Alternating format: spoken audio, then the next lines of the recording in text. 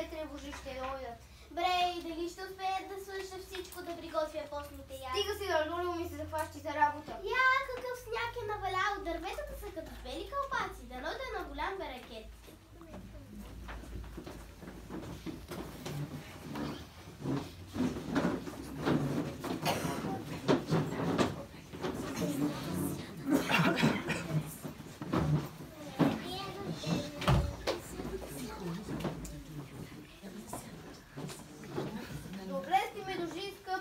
Живо, здраво ли сте? Ние сме добре, Бобо и Джаня. Ами вие как сте? Поминуваме деца, добре поминуваме, здрави сме.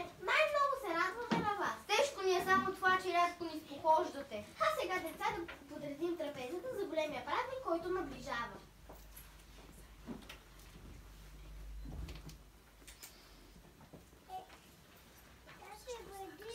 Бабо, защо слагаш слама върху масата? Тази слама е благословена. С нея после ще бъдем ходени за дръвчета, за да раждате добилно пред годината. Мамо, всички ястия ли сложихме на трапезата? Да, но все пак да проверим.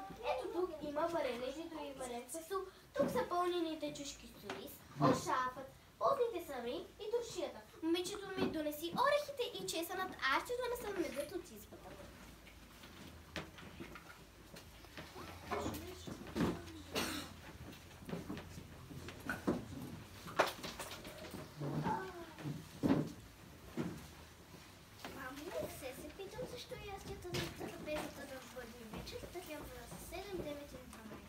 Слушай, момичето ми, има старо поверие, според което на трапезата преди Коледа вече трябва да се сложи всичко това, което се произвежда в родния край. На масата трябва да цари изобилие, защото ако не посрещнем настъпващата година с изобилие, тя няма да е щедра към нас. А ястията са 7, защото толкова са дните на седмицата. 9, защото 9 месеца майката носи своята рожба и 12, защото 12 са месеците на годината. Сега ясно ли ви е? Да! Вижте, ваткопците идва с дядото. Здравейте, вижте какво хубаво дърво намерих, тогава ще има да бъде цяла нощ. Полче, стулте навън, къде е баба ви, деца? Баба, ти да се заседнете да се починем за Коледа. О, защо само постни ястия сте наредили на трапезата? Днес е последния ден от коледните пости. На трапезата трябва да има всичко това, което се ражда на земята. Ястията съм сигурна да плододието. Тази вечер ние ще почетем старата година и ще очакваме с нетърпение настъпването на новата година. Чрез храба, който ще хапнем, ще споменем стопролог минаващата година, за да посрещнем щит и душа. Новата сядите тук и слушайте какво ще разкажа. Хлябът е божество. Пред хляба лоши думи не се изричат. Да се хвърля хляб е грехота. Дори трохи не се газят. Към хляба посягат само чисти ръце. Целият живот на българина е свързан с него. Хляб се меси за новородено дете. С хляб се посреща младото семейство.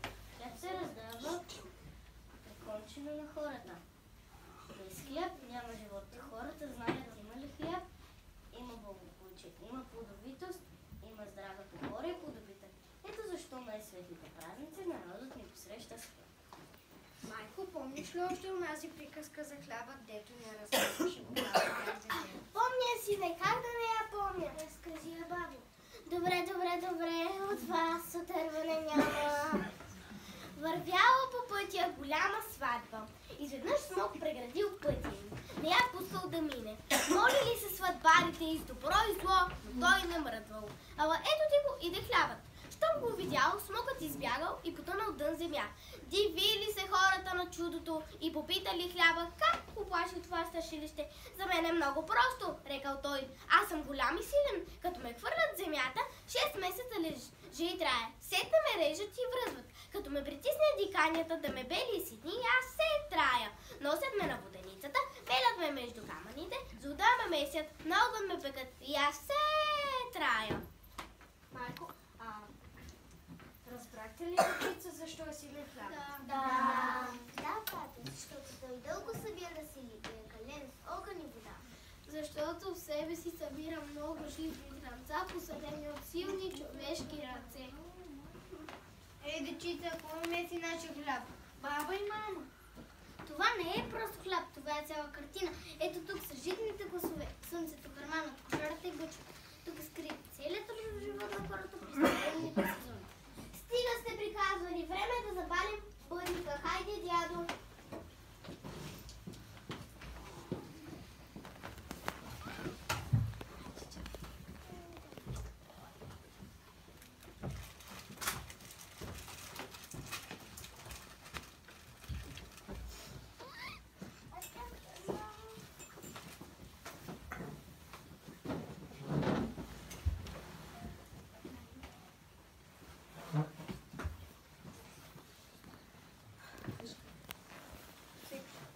Сега нека почетем и хляба.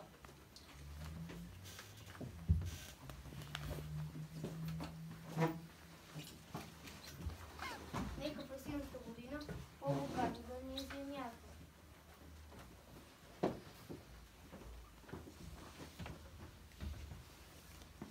Да е изпълнен трудът, да е пълна къщата ни, да ни заобикалят беди и неволи.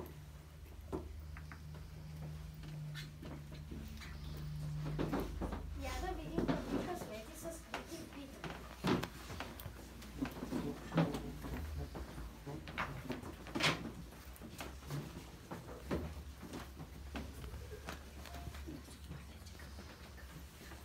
Ох, на мен се падна мазала, ама че късмет. А на мен се падна градината. Това е добре, ще има да се трудя цяла година. А у мене къщата ще я белосваме и изчистията да блесне като първа хубавица. А на мен се падна учението. Се, аз ли ще уча? Без наука няма сполука, хубаво ти е късмета, че дорадвай му се. А на мен се падна здравето. А у мене парата ще има да печеля тази година. Ще си купим още животни, а децата ще има... ще си купим още животни, ще си построим нов кокошарник, а децата ще имат пари за книжки и нови дрехи. Чуден голям късмет. А на мен се паднаха нивите, ще ги ура и сея, за да има хляб през новата година. Онзи от вас, който кихме тази вечер, ще получи червено теленце. Обичай е това. Ах, този нос, друг път мира не ми дава. А сега защо не ми дойде една читалница? За това е опит към хляба. Червено теленце.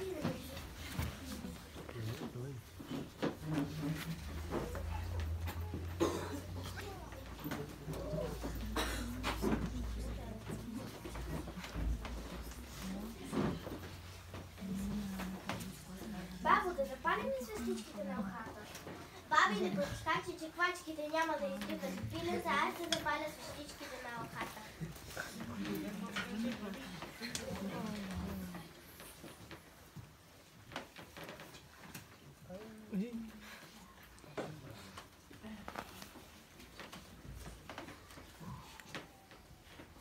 Хиляди агънца, живот и здраве, добро до Амина. Знаете ли, деца, че Елхата е наша гостенка от далечна руска земя?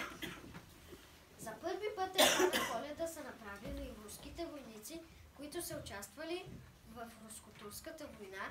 Техният генерал, който бил отседнал в София през лютата зима на 1878 година, наредил да се посадят елхово дърво и го украсили. Колко е хубаво, тя е вечно зелена. Тя е вечно млада и не помня, че живота е толкова млад и зелен. В училище учихме една приказка за елхата. Историята е много тъжна, но и интересна. Ето я историята. Живеели някога мъж и жена. Те си имали две деца, момче и момиче. Те се казвали Борчо и Елка. Дълго, щастливо живеело семейството, но майката се разболяла и умряла. Бащата се оженил повторно, децата за не останат без майчина обич. Но втората им майка не била толкова добра и ги изхвърли от хората. Скитали се Борчо и Елка, докато срещнали една къща. Там ги посрещнала една вещица. Тя ги омайва с приказки и лакомства, за да забравят родния си дом. И тогава те се сетили за баща си и тръгнали. Като вещицата разбрава, че те са тръгнали, тя изпратила след тях бури и зли хули и пропасти. И почти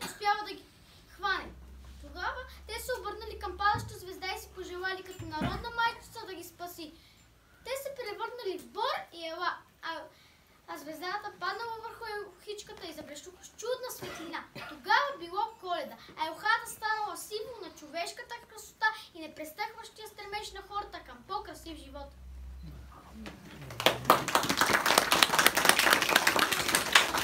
Вижте нашата зелена красавица, как сияе изкряща и чиста преминена в очакване на нова година.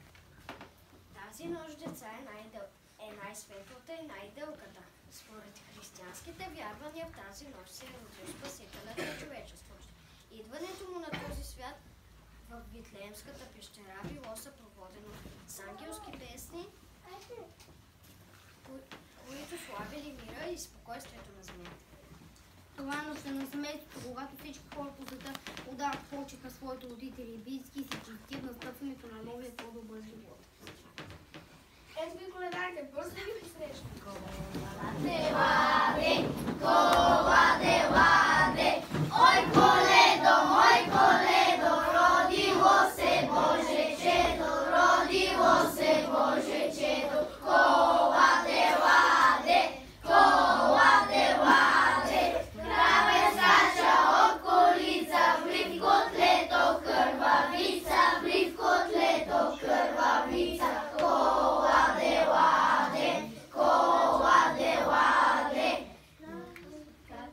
от колица, вли в котлето кървавица, вли в котлето кървавица, коладе, ладе. Желая ви, дружина, че ни почетохте. Така добре сте дошли. Добър вечер, домакини, ние ви носим блага вест. Светъл празник е настанал, Бог родил се днес. Честита Коледа! Честита да ни е! Хе-хе-хе! Събрахме се от болните коледари, де рано ранихме, де късно късняна, де високо учим, де песен запев. Стане мине, Господине, отворени чимши порти, ще ти идат добри гости коледари, и ти носят добри вести. Бог родил се днес, дружина да бъде. Да бъде! Стани мине, стани Господина, отворени гости, че ти носим чудно дъвче. Бисерското злато, посветило хранеше ли просветеда. В тая къща водовита трънки натекат. Първата са жито за лавия, втората си мляко кръвия, третата са вино бълтия. Палила се малко лова. Ой, коладо, че лова най-хубава, най-гизва, по-хубава също, по-гизва от брата ми. Аз сега да речем на хляба ми напита, то скрива и сият свят вид пред Бога, причин за нас наречени. Дайте да разгледаме се друго, което очаква.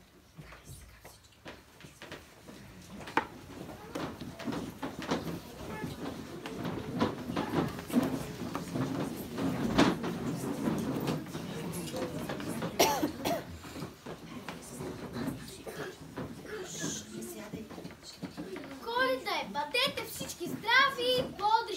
Трудете се! Учете се, за да берете по-късно